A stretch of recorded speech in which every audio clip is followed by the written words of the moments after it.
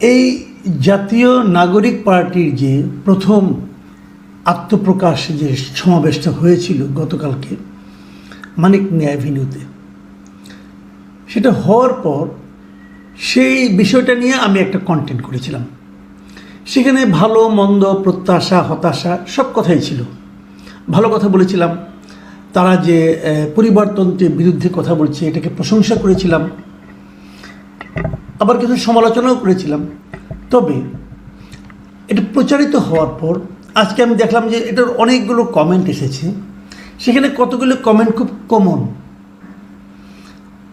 যেমন কিছু কমেন্ট আছে যে আপনার কি আর কোনো কাজ নাই, আপনি সবারই সমালোচনা করেন, কেউ এরকম বলেছে। কেউ বলেছে কখনো তো দেখলাম না যে আপনি আওয়ামী লীগ বিএনপির জনসভার খরচ কত হয় সেটা নিয়ে কোনো প্রশ্ন করতে, এরকম কথা এসেছে।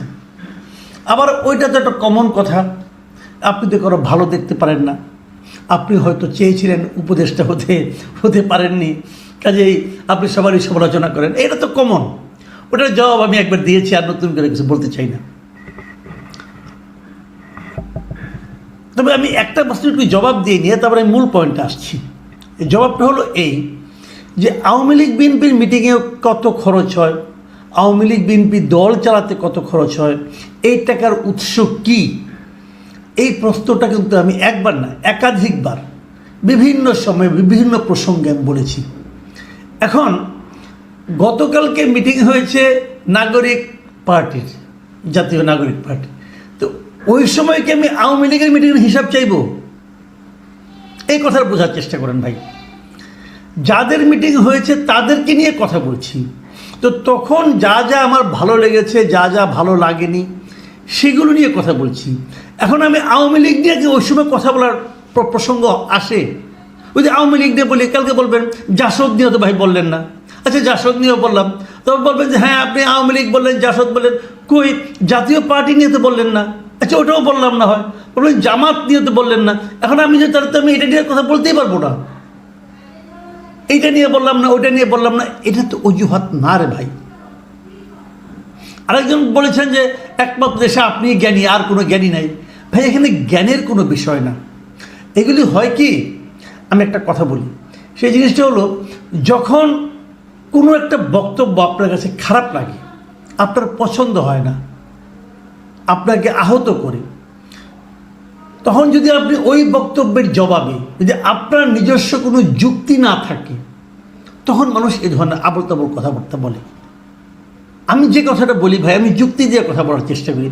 আমার যুক্তিতে ভুল থাকতে পারে, ভুল থাকলে ভুলটা ধরাই দেন, পাল্টা যুক্তি দেন।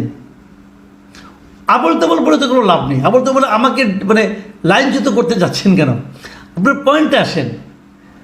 কালকে মিটিং হয়েছে জাতীয় নাগরিক পার্টি, আমি তাদের নিয়ে কথা বলেছি। এখানে আওয়ামী লীগ বিএনপি অন্যরা কেমন আসবে? আরেকটা কথা বলি, যদি আওয়ামী লীগ বিএনপি ওরা যদি ভালোই করতো, তাহলে এই পার্টি নিয়ে আমি আগ্রহ দেখাতাম কেন? আওয়ামী লীগ বিএনপির মতো যাতে না হয়, সেটাই তো আমি জাতীয় নাগরিক পার্টির কাছ থেকে প্রত্যাশা করি। তারা যে কাজটা করে না, সে কাজটা এরা করবে বলে আমি আশা করি। এখানে অন্যায়টা কোথায়? এমন তো না যে তারাও এদের মতো, ওরা অন্যায় করেছে, ওদেরকে কেউ কিছু বলে নাই, অত এদেরকেও বলা যাবে না। বিষয়টা তো তা নয়। একটা পার্টি যাত্রা শুরু করেছে, আপনি যদি দুষ্ট লোকের কাছ থেকে টাকা পয়সা নিয়ে পার্টি যাত্রা শুরু করেন, তাহলে কি আপনি কখনোই দুষ্ট লোকের বিরুদ্ধে কোনো অ্যাকশনে যেতে পারবেন? পারবেন না তো। আর এই যে কথাগুলো বলেছি, এগুলো তো আমি না জেনে বলিনি রে ভাই। দেশটা তো ছোট, কে কোথায় যায়, যে কি করে, এগুলো তো আমাদের কাছে কিছু খবর আসে তো সেগুলোর উপর ভিত্তি করেই বলি। কাজে আমি এখনও আশা করব জাতীয় নাগরিক পার্টি তাদের ব্যয়ের একটা হিসাব দেবেন। তাতে হবে কি, তাদের ট্রান্সপারেন্সিটা সবার কাছে প্রমাণিত হবে, সবাই জানবে এটা এমন একটা পার্টি যারা তাদের প্রত্যেকটা পয়সার হিসাব দিচ্ছে। যদি হিসাবটা দিতে পারে তাহলে কিন্তু জনগণের পার্টি হবে। আমি কিন্তু এই পার্টির সমালোচনা করিনি ভাই, আমি এই পার্টিকে সমালোচনা যাতে করতে না হয় সেই পথে অগ্রসর হওয়ার জন্য বলেছি।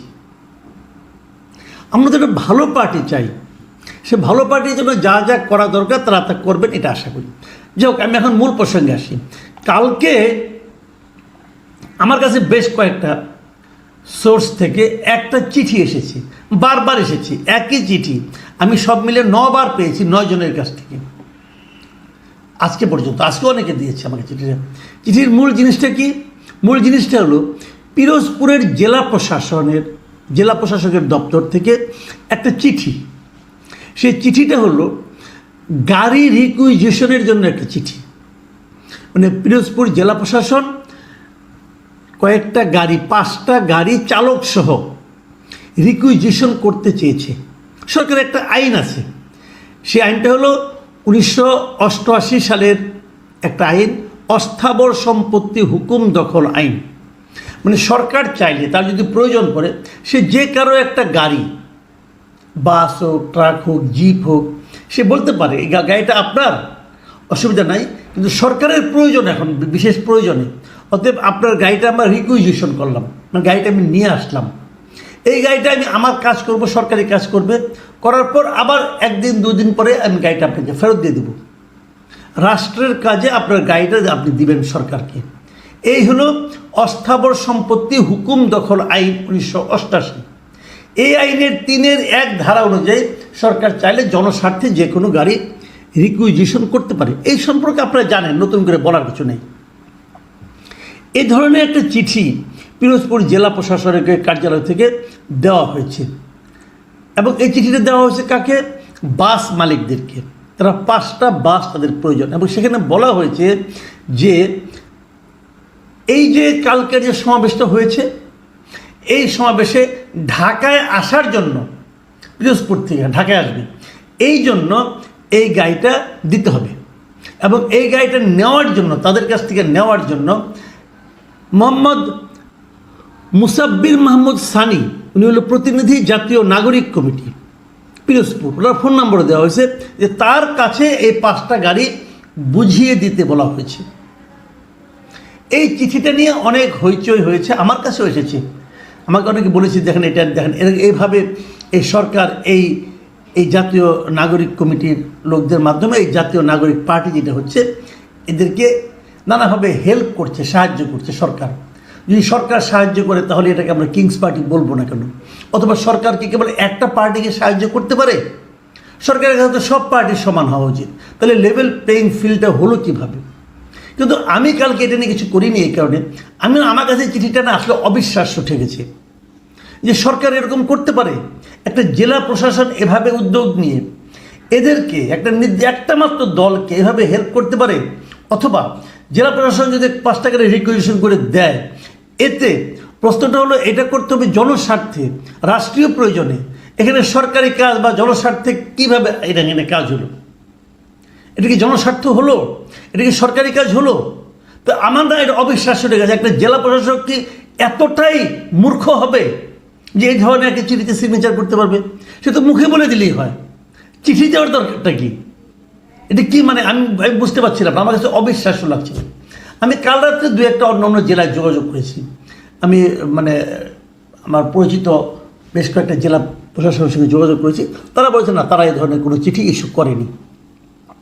তো আমার সন্দেহ হলো যে অন্য কেউ যেহেতু করেনি, আমি 3টা জেলাতে যোগাযোগ করেছিলাম, 3 জেলায় আমি পাইনি। যেহেতু 3 জেলায় পাইনি, এই জেলায় হবে কেন আমি ঠিক বুঝতে পারছিলাম না। তো যে কারণে ওটা নিয়ে আমি কিছু করিনি।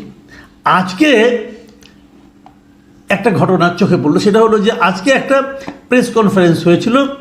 প্রধান উপদেষ্টার প্রেস সচিব শফিকুল আলম, উনি একটা প্রেস কনফারেন্সে উপস্থিত হয়ে বলেছেন, উনি নিজে ওই পিরোজপুরের বাস রিকুইজিশনের ব্যাপারটাকে একটা ব্যাখ্যা দিয়েছেন, এবং উনি বলেছেন যে উনি নিজে ওদের সঙ্গে, পিরোজপুরের সঙ্গে যোগাযোগ করেছেন, এবং তারা স্বীকার করেছে যে তারা এরকম একটা চিঠি দিয়েছে। এবং এই চিঠি দেওয়ার বিষয়টাকে উনি কীভাবে জাস্টিফাই করার চেষ্টা করছেন সেটা আপনাদেরকে একটু বলি।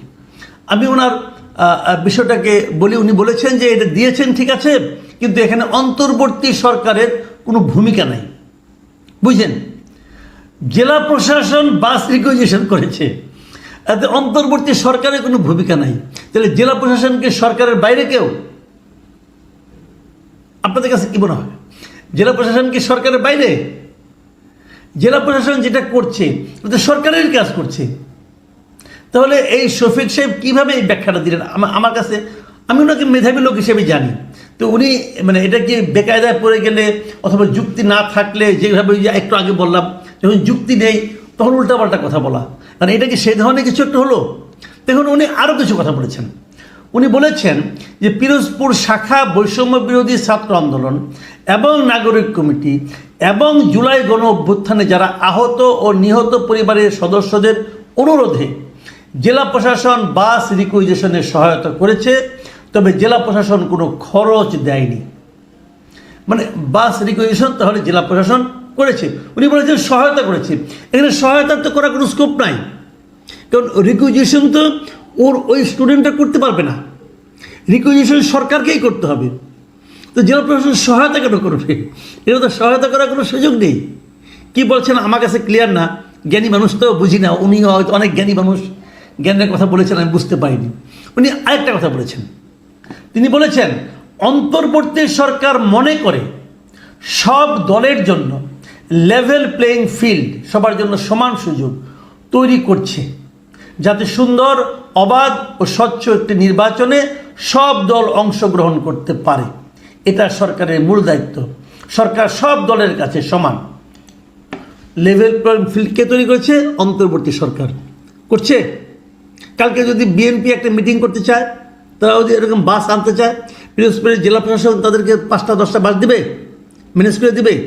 যদি জাতীয় পার্টি করতে চায়, যদি জামাত করতে চায়, যদি অন্য কোনো বাম দল করতে চায়, দিবে তারা? তো লেভেল প্লেয়িং ফিল্ড আপনি কীভাবে করলেন? এদেশে আওয়ামী লীগ একটা বৈধ রাজনৈতিক দল, তারা যদি লিফলেট বিতরণ করে, তাহলে এই শফিকুল আলম সাহেব বলে তাদেরকে গ্রেপ্তার করা হবে। কোন আইনে গ্রেপ্তার করবেন আপনি ভাই? আইনটা বুঝান, আইনের লোক। একটা বৈধ পলিটিক্যাল পার্টি লিফলেট বিতরণ করবে তাদের রাজনৈতিক কর্মসূচির পক্ষে, তাকে আপনি গ্রেপ্তার করবেন কোন আইনে? গ্রেপ্তার করা হয়েছে। আর আর এরা একটা পলিটিক্যাল পার্টি, জাতীয় নাগরিক পার্টি, এদের পার্টিতে লোক আসবে পিরোজপুর থেকে, জেলা প্রশাসন 5টা বাস রিকুইজিশন করে দিচ্ছে, দেওয়ার জন্য চিঠি দিচ্ছে, আর আপনি বলছেন সরকার লেভেল প্লেইং তৈরি করছে। এই হলো আপনাদের লেভেলের নমুনা। এখনও নির্বাচনের ঘোষণাই আসে নাই, এখনই এটা শুরু করেছেন। যখন নির্বাচন শুরু হয়ে যাবে, ঘোষণা আসবে, তখন কি করবেন নিশ্চয়ই বুঝতে পেরেছেন। আমি এই জন্য শুরু থেকেই বলছিলাম, এই সরকারের পক্ষে একটা অবাধ, সুষ্ঠু, নিরপেক্ষ নির্বাচন পরিচালনা আসলেই সম্ভব না। তার নমুনা দেখা শুরু করেছেন, আগামীতে আরও দেখতে থাকবেন, এবং সেই নমুনা দেখানোর পাশাপাশি ওনাদের এরকম উদ্ভট যুক্তিও শুনতে থাকবেন।